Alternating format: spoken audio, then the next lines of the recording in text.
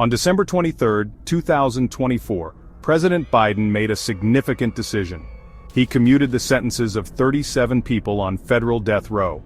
This means their punishments changed from death to life in prison. This decision has sparked strong reactions and important conversations. The president's action affects people convicted of very serious crimes. These crimes include murder, often involving vulnerable victims. The details of these cases are complex and often difficult to hear, but each case represents a life lost and families forever changed by violence. This decision is not just about 37 individuals, it's about our country's values. It raises questions about justice, mercy, and the purpose of punishment. It asks us to think about how we treat even those who have committed terrible acts.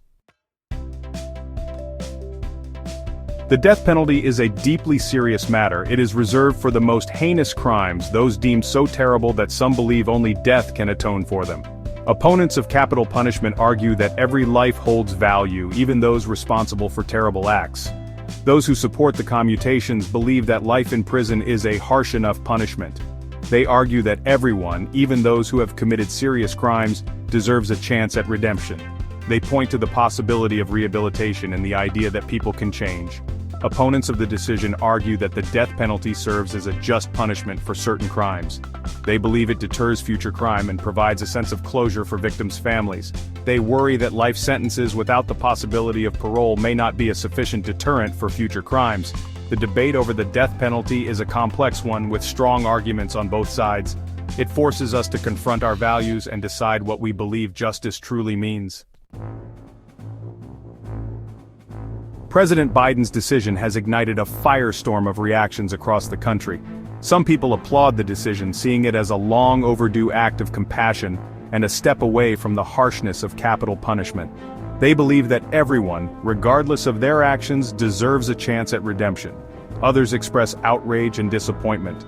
They argue that commuting these sentences disrespects the victims and their families who deserve justice. Some worry that this decision sends the wrong message, potentially emboldening future criminals. The public discourse reflects the deep divisions within our society on issues of crime and punishment. It highlights the challenges of finding common ground on such emotionally charged topics. The commutation of these sentences raises fundamental questions about the purpose of our justice system. Is it about punishment or rehabilitation? Is it about retribution or offering a chance for change? President Biden's decision reminds us that justice is not always black and white. There are gray areas where mercy and compassion can coexist with accountability.